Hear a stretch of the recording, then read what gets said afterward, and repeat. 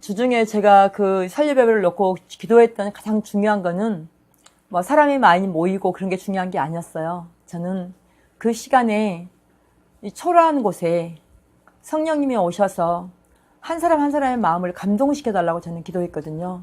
그래서 이 작은 교회가 인간 그 김수나 목사의 개인적인 생각으로 이 교회를 세운 것이 아니라 하나님께서 이 교회를 세워서 하나님의 뜻이 이루어지게 하시려고 했다는 것을 그 예배 가운데 성령께서 그들의 마음을 감동감화 시켜주시기를 저는 간절히 기도했었어요.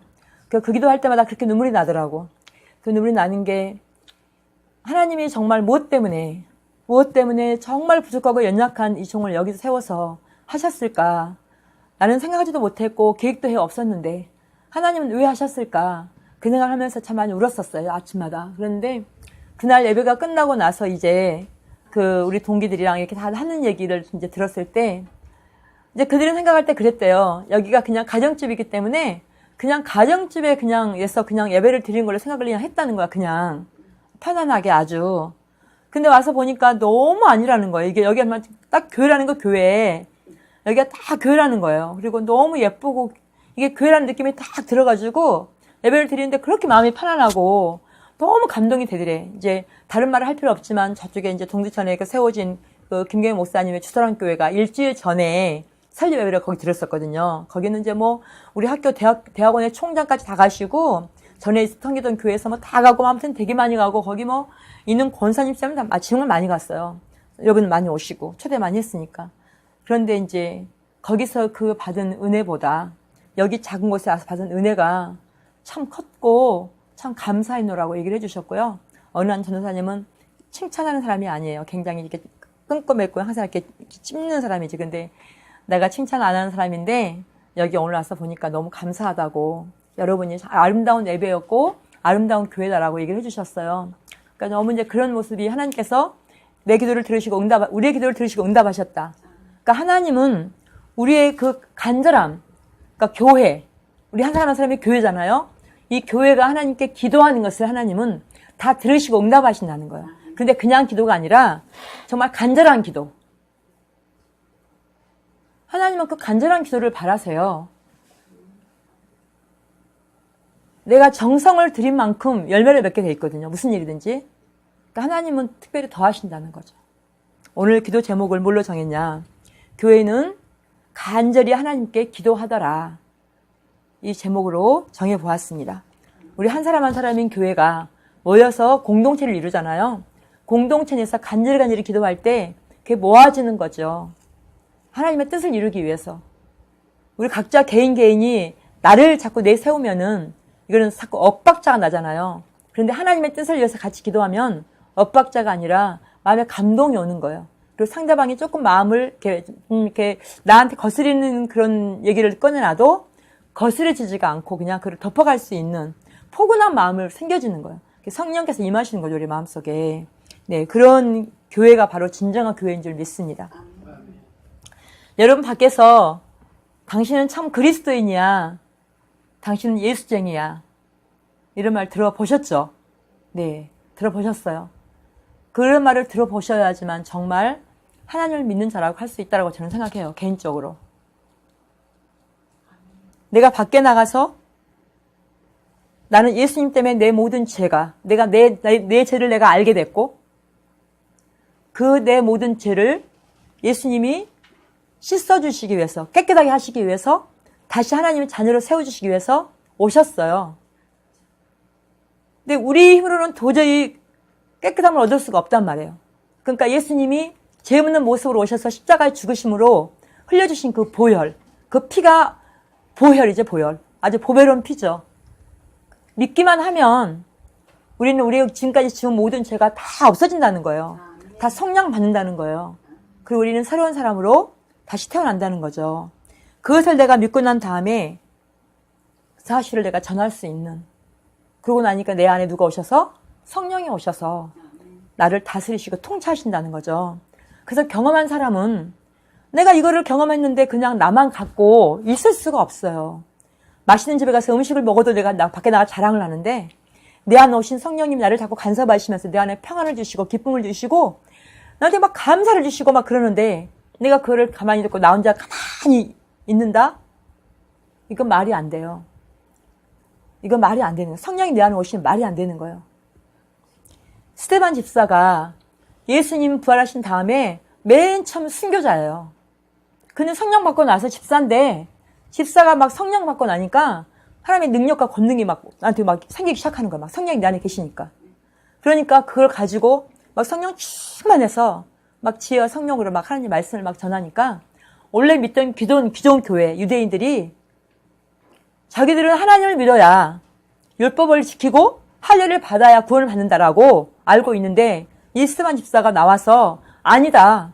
그로는 구원받을 수가 없다. 하나님 보내신 예수 그리스도 그를 믿어야 십자가에서 우리 죄를 대신해서 죽으신 십자가에 죽으신 다시 또 부활하신 그 주님을 믿어야지만 우리는 구원받을 수 있다. 그 주님을 믿어라 하면서 이제 하나님께서 이 구약에 창세기부터 시작하여서 계속해서 아브라함부터 시작하여서 우리가 지금까지 온 그 내용을 다 말씀을 전하면서 했을 때 유대인들이 막 시기와 질투와 마음에 찔림을 당해가지고 그 말을 듣고 그냥 있을 수가 없는 거예요. 그 죄를 지적을 하니까 속에서 막 찔림을 당해서 그러면 뭘 해야 되겠어요? 진정한 하나님의 자녀라면은 회개를 해야 되겠죠. 그럼 내가 어떻게 하면 좋겠느냐? 그래야 되는데 막 그게 분해가지고 막 자기 죄를 왜 지적하니까 돌로 쳐 죽였잖아요? 돌로 쳐 죽였어요. 그럼에도 불구하고 스데반은 성령이 충만하니까 성경이 뭐라고 나와 있냐면 죽었다가 아니라 잔다라고 나와 있고 주님 저들은 저들의 죄를 알지 못합니다. 그 말은 용서해 주세요.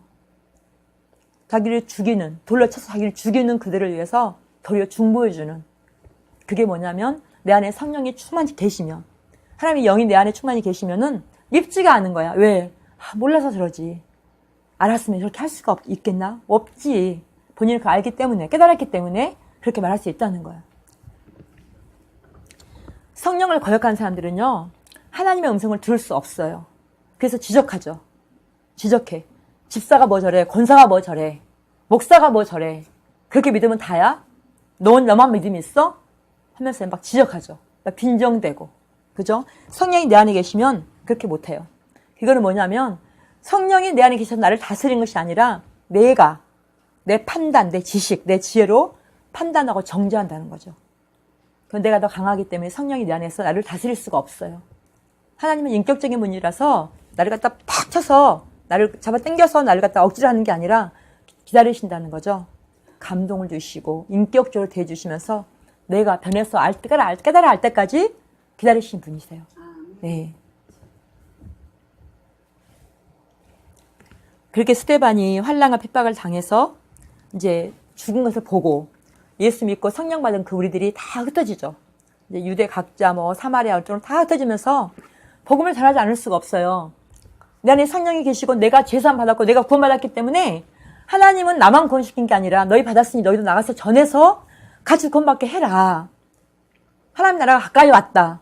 복음을 전하지 않으면 안 된다라고 말씀하셨기 때문에 성령이 충만해서 전하지 않을 수가 없는 거야. 스데반이 돌 맞아 죽고 막 사울이 막 사기 등등 해가지고 막 예수 믿는 사람을 잡아 죽이려고 막 감옥에 넣으려고 다니고 있어도 이들은 나가서 또 전한 거예요. 숨어 있는 게 아니라 전에 성령 받기 전에는 예수 믿는 자들이 숨어 있었어. 무서워서. 예수님 부활하시고 떠난 후에는. 그런데 다시 성령이 오셔서 성령 충만을 보여준 다음부터는 숨어 있지 않아. 나가서 복음을 전해.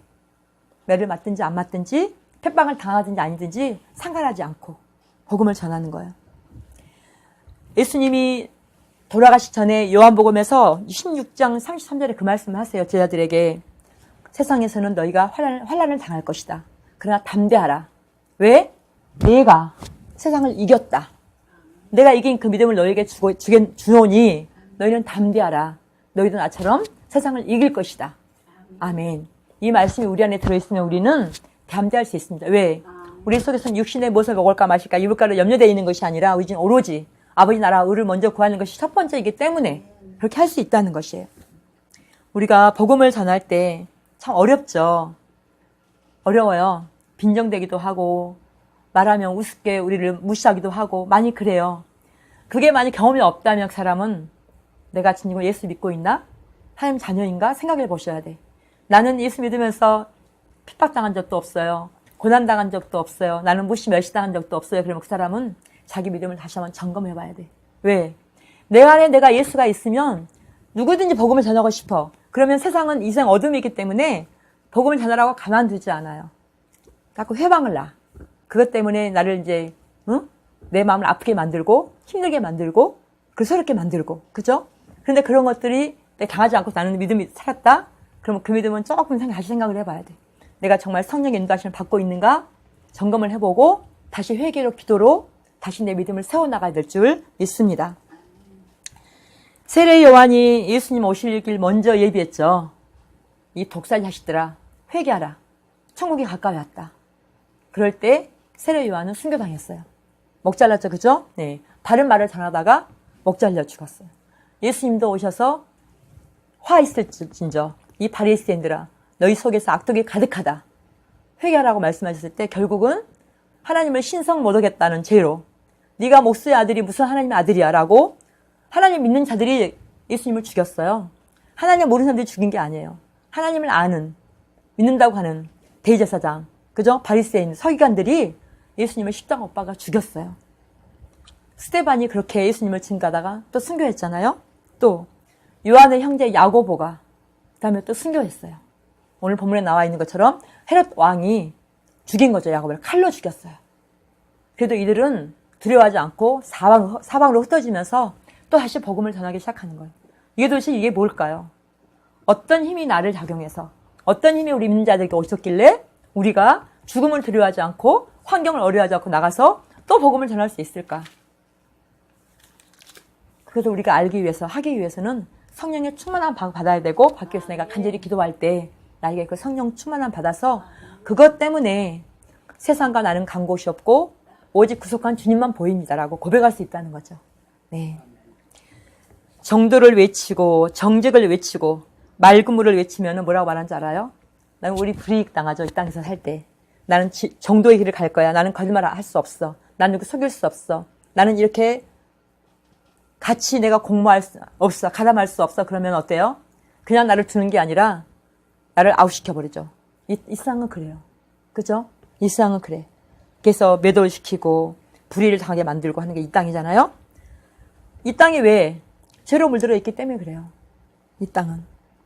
우리의 기도와 간구는 이 땅에서 죄와 싸우려고 우리가 기도하고 간구하고 성령 충만을 받는 거지 육신이 잘 먹고 잘 살려고 나 부자 되려고 나 승진하고 나 뭐 잘 하기 위해서 명예 나 이렇게 얻기 위해서 내 자식 결혼 잘 시키기 위해서 좋은 대학 보내기 위해서 내가 기도하고 간구하는 게 아니라는 말이죠.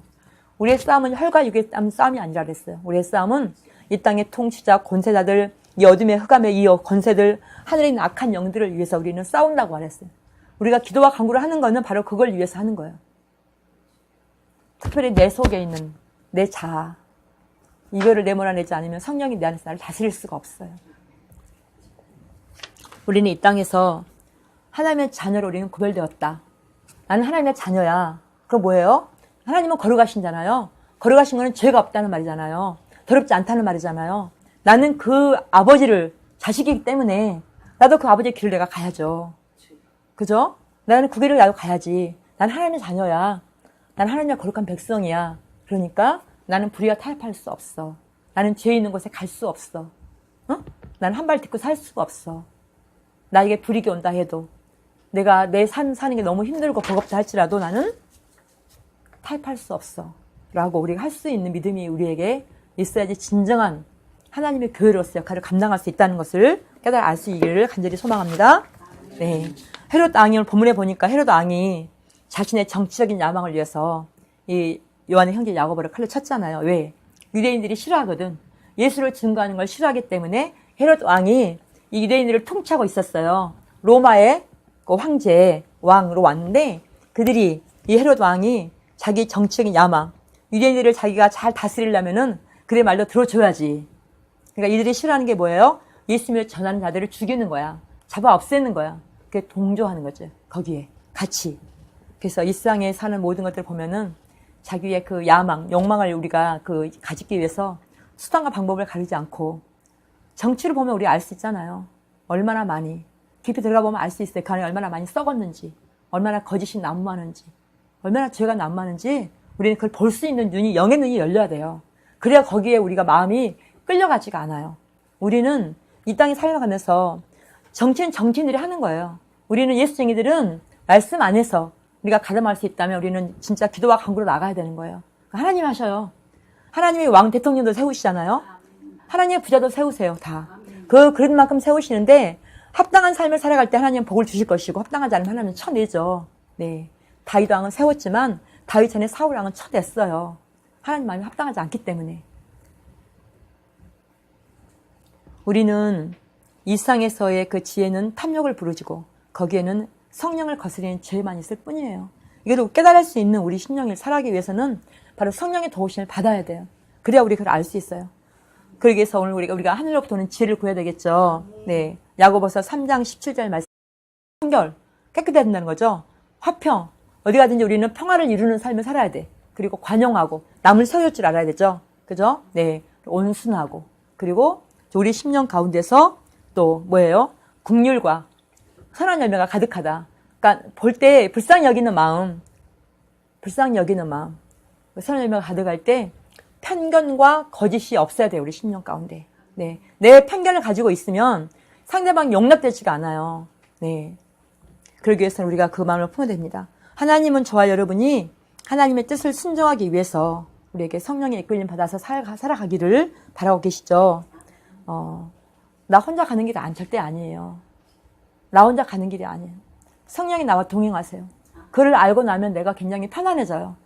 내가 혼자 간다고 생각하면 너무 막 두렵고 떨릴 거야, 아마. 내가 모르는 길을 가니까. 그렇지만 하나님이 나와 함께 가신다. 성령이 나와 함께 가신다. 앞서 가신다. 내가 하나님의 뜻을 순종하려고 하나님께 고백할 때 성령은 벌써 고백을 들으시고 함께 가시고 앞서 가신다는 거예요. 그를 내가 믿어버리면 내 마음이 편안해진다는 거예요.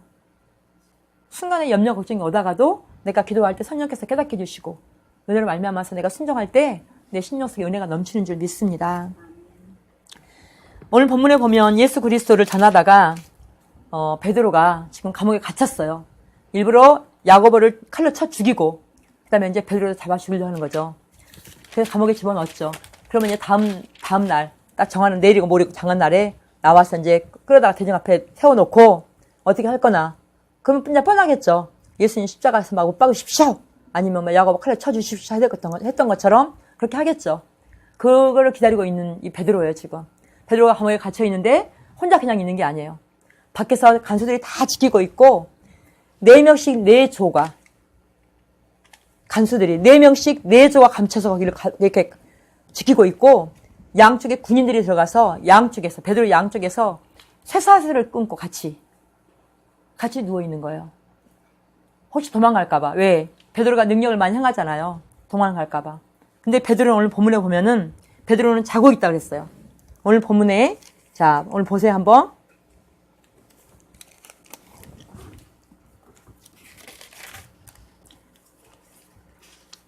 본문은 오늘 12장 6절을 보니까 12절 5절부터 볼게요. 5절.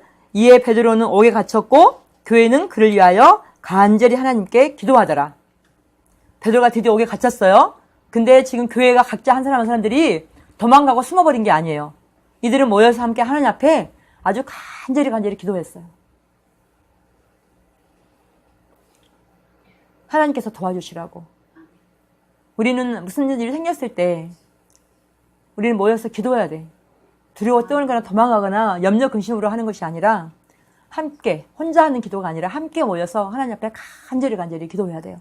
그랬더니 이제 6절을 봤더니 헤롯이 잡아내려고 하는 전날 밤에 베드로가 두 군인 틈에서 두 쇠사슬에 매여 누워 자는데 파수꾼들이 문 밖에서 옥을 지켰어요. 자고 있어, 베드로는. 자고 있어. 이 지금 험악한 환경 속에서 베드로는 잠을 자고 있는 거야. 베드로 속에서 하나님의 영이 성령이 함께 하시니까 베드로는 그 지키고 있고 내가 내일 나가서 나도 사형당할지 몰라. 근데 두렵지 않아. 그러니까 자고 있어, 그냥. 자고 있었다 그랬어요. 네. 근데 하나 교회는 이 일을 통해서 정말 간절히 이렇게 기도했습니다. 사단의 목적이 뭘까요?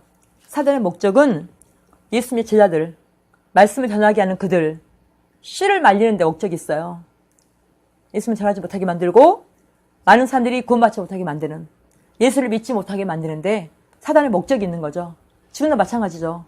우리가 전도해도 잘 되지 않고 교회에서 예배를 드리고 있으나 정말 구원의 확신이 없는 사람들이 얼마나 많아요. 사단은 그냥 교회 가라고 해요. 그런데 구원의 확신을 받지 못하게, 내가 구원받았다는 증거가 되지 않게, 내가 영원한 생명의 삶을 살지 못하게 자꾸 미혹하고 회방하죠. 그게 사단의 목적이에요.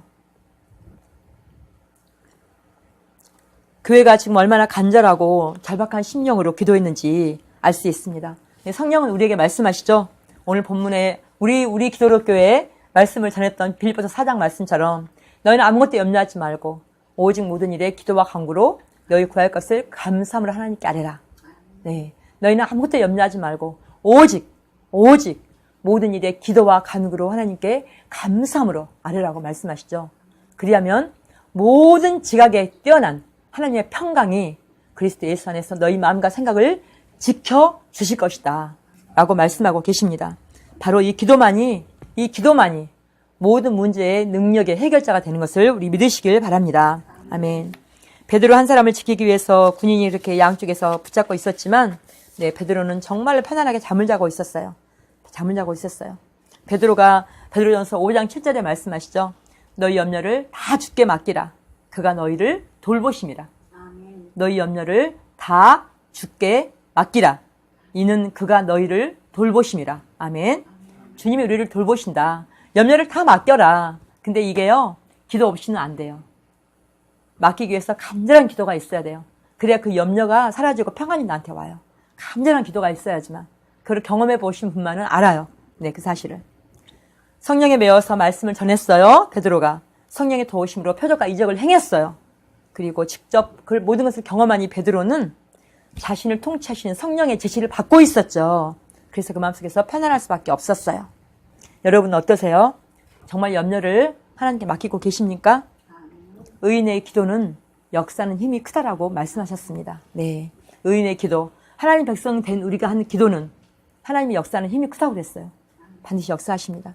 파수꾼이 밖에 지키고 있고 그렇게 하고 있는데도 불구하고 베드로는 지금 잠을 자고 있는데 지금 갑자기 놀라운 일이 일어나기 시작했어요. 7절을 같이 읽어볼까요? 7절. 자, 시작. 호련히 주의 사자가 나타나매 옥중에 광채가 빛나며 또 베드로의 옆구리를 쳐 깨워 이르되 급히 일어나라 하니 쇠사슬이 그 손에서 벗어지더라. 아멘. 자고 있는데 갑자기 하늘의 광채가, 그 감옥 안에 광채가 비치면서 천사가 나타났어요. 그리고 베드로를 발로 툭 치는 거예요. 옆구리를 툭 치면서 빨리 일어나. 여기 나가자. 그런데 그냥 보니까 자기 손에 있는 쇠사슬이 그냥 스스로 그냥 풀어져 나가는 거예요. 이거를 누가 믿겠어요? 그죠? 이걸 누가 믿겠어? 그러더니 나가더니 빨리 옷 입어. 그래서 자기 옷 벗어놓은 거, 신발 벗어놓은 거, 겉옷 다 걸치고 막 따라 나가는 거예요. 따라 나가서 밖에 나왔어요. 이제 따라 나왔어요. 나오면서 베드로가 생각하는 거죠. 이게 지금 내가 꿈인가? 이게 진짜인가? 이게 환상이야? 뭐야? 그러고 막 따라 나가는 거잖아. 왜? 잠을 자고 있었으니까. 잠을 자고 있었기 때문에 이게 생시인가 꿈인가 이걸 잘 분간을 못하고 있는 거죠. 네. 나에게 어떤 문제가 생겼을 때 우리가 그렇게 하잖아요. 내가 무슨 문제가 생겼어. 근데 내가 그 문제 놓고 내가 뜨겁게 기도 안 했어. 근데 이 문제가 해결됐어. 그럼 우리 뭐라고 얘기해요? 우연히 된 거겠지 뭐. 하나님이 도우셨겠어. 설마 이 문제를? 이렇게 생각하는 사람들이 많이 있어요. 그런데 내가 그 문제를 가지고 뜨겁게 기도한 사람들은 해결됐을 때 아, 하나님이 응답하셨구나 라고 알 수 있다는 거예요. 기도하는 자만이 알아요. 기도하지 않으면은 우연이겠지. 네. 기도하지 않으면은 성령의 그 역사하심을 경험할 수가 없습니다. 이 10절에 보니까 베드로가 이제 그러고 밖에 나갔어. 자고 있었거든. 그러니까 이게 꿈이야 생시야. 내가 지금 환상인가? 따라 나왔어요. 근데 거리에 나왔더니 천사가 없어져 버렸어. 성 밖에 나오니까. 그때서야 베드로가 정신이 바짝 들었다는 거 아니에요. 네. 성령 충만한 베드로였지만 하나님의 선하신 뜻을 다 알 수 있는 분이라고 생각을 했어요. 그럼에도 불구하고 지금 천사가 데리고 나가니까 이게 꿈이야 생시야. 거절하지 못했다는 거예요. 이제 우리 마지막 오늘 찬송 부를 건데 항상 깨어 기도하며 거룩한 기름 준비하지 않으면 주를 맞지 못한다고 나와 있죠. 항상 깨어 기도하며 거룩한 기름 준비하지 않고 주를 맞이 못하리. 그날 밤에 주님 맞을 등불이 준비됐느냐. 아멘. 깨어있는 자만이 주님이 내 기도에 응답하신 것을 알 수 있는 줄 믿습니다. 베드로는 이렇게 자기를 구해준 그 뜻이 이제 깨어나서 와서야 이제 알게 된 거예요. 이제 11절 보니까 그때 베드로가 이제 알게 됐어요. 아, 하나님이 하셨구나. 하나님이 헤롯 왕이 나를 죽이려고 했는데, 유대 백성들이 나를 죽여버리려고 했는데 그들의 그 계획에 응답하지 않으시려고 하나님 하셨구나 라고 베드로가 그걸 깨달았다는 거예요. 우리가 인간의 지혜와 판단으로는 하나님의 크고 놀라운 비밀한 것들을 따라갈 수가 없어요. 없어요. 절대로. 베드로가 아무리 성령 충만했지만 하나님의 크고 놀라운 비밀한 것들을 깨달아 알아갈 수가 없었다는 거예요. 우리 삶 속에서 내가 정말 진정으로 주님의 생명의 말씀에 내가 깨어있고 기도하면은 그때서야 바로 주님의 뜻을 깨달아 알 수 있다는 것이죠. 또 그뿐만 아니에요. 13절을 이하에 보면 어떻게 나오는지 알아요? 그들이 모여서 기도하고 있을 때 요한의 어머니 마리아의 집에 모여서 막 기도하고 있었어요. 얼마나 간절히 기도하고 있었겠어요? 밖에서 근데 베드로가 불러.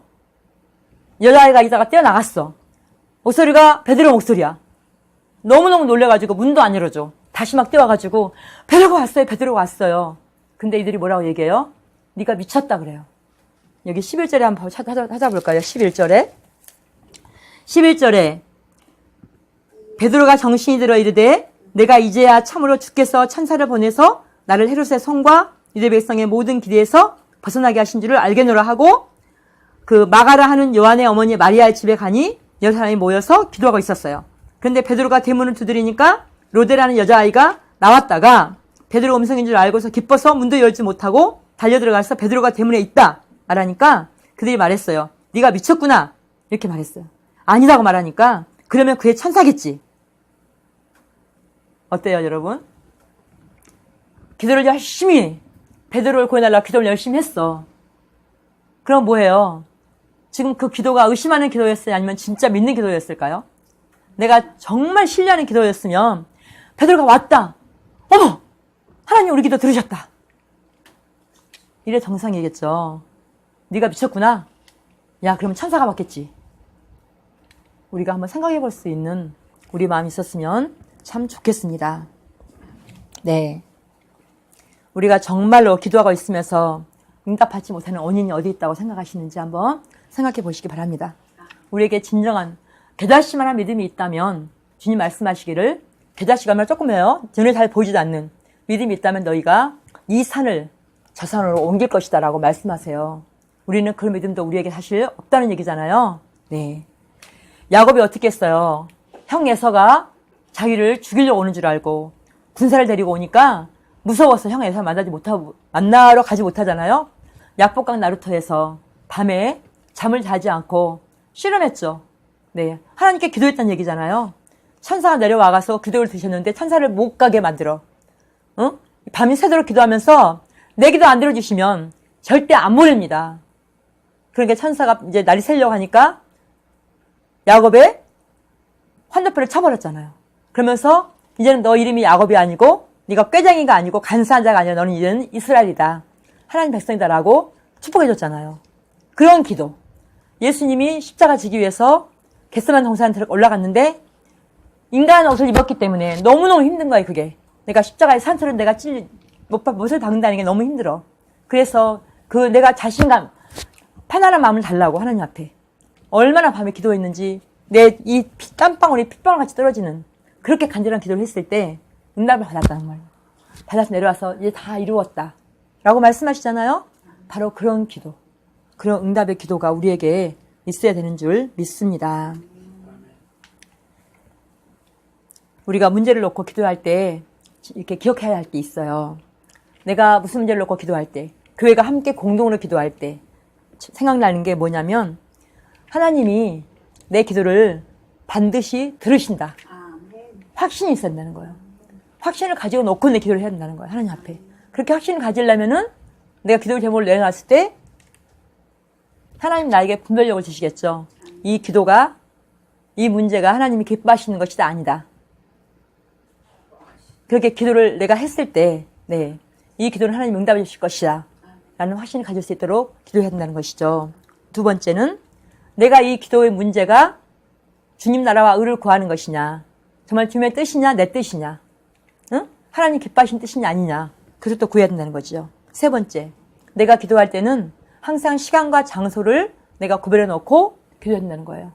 다니엘이 하루에 3번씩 기도할 때 시간 장소 구별해 놓고 기도했잖아요. 다락방 올라가서. 그렇게 날 속에서 내가 어느 문제를 놓고 기도할 때는 그렇게 하나씩 작정을 해야 된다는 거예요. 하다 말다 아무 곳이나 뭐 어쩔 수 없는 상황이 있겠죠. 내가 그 시간에 장소에 없을 때는 있을 수 있겠지만 항상 구별해 놓고, 그게 정말 중요하다는 것이죠. 그다음에 네 번째는 사단의 방해를 염려해야 된다는 것이요. 내가 이 기도할 때 이 기도를 하지 못하도록, 응답을 받아야 되겠는데 하나님 응답 주실 건데 사단이 내 기도를 하지 못하도록, 응답하지 못하도록 방해할 것이다. 그럼 내가 방해를 미리 내가 먼저 방해하는 거죠. 생명의 말씀으로 미리 방어하는 거야. 방어. 믿음의 방패를 가지고 방어하는 거죠. 네, 그런 기도를 했을 때 함께 하십니다. 그래서 혼자 기도하지 말고 이런 기도, 같은 기도는 서로 중보하는 기도가 아주 필요합니다. 전도서 4장 12절을 보면은 한 사람이면 패하겠으나 두 사람이면 맞설 수 있나니 세 겹줄은 끊어지지 아니하느니라. 아멘. 혼자 하는 기도보다 함께 하는 기도. 그래서 하나님은 우리 말씀하시잖아요. 주님은 너희가 서로를 위해서 성도를 위해서 중보하라. 중보하라. 나만 위해서 기도하는 게 아니라 성도를 위해서 항상 중보하라고 말씀하시는 줄 믿습니다. 네. 하나님의 백성은 하나님이 주시는 영의 양식으로 배가 불러야 돼요. 그 양식은 우리의 생명을 살리는 양식이기 때문에 항상 우리 신령 속에서 아무리 마셔도 목이 마르지 않아요. 네. 갈증 나지 않습니다. 우리는 그 목마르지 않는 생명을 살리는 생수로 바로 성령 충만한 하나님 백성들이 되시기를 간절히 소망합니다. 이를 위해서 간절히 기도하면서 응답받을 수 있는 저와 여러분이 되시기를 예수 그리스도 이름으로 축복합니다. 아멘. 주님 감사합니다. 우리 기도력 교회가 기도로 간절히 주님께 우리 구할 것을 구하여서 주의 마음을 기쁘게 하시고 주님 나라를 구할 수 있게 하시고 주님의 이름을 높여드릴 수 있게 하시고 주님을 영화롭게 할 수 있는 그런 기도력 교회가 되어질 수 있도록 공동체 위에 축복하시옵소서. 감사를 드리며 예수님의 이름으로 기도드립니다. 아멘. 감사합니다.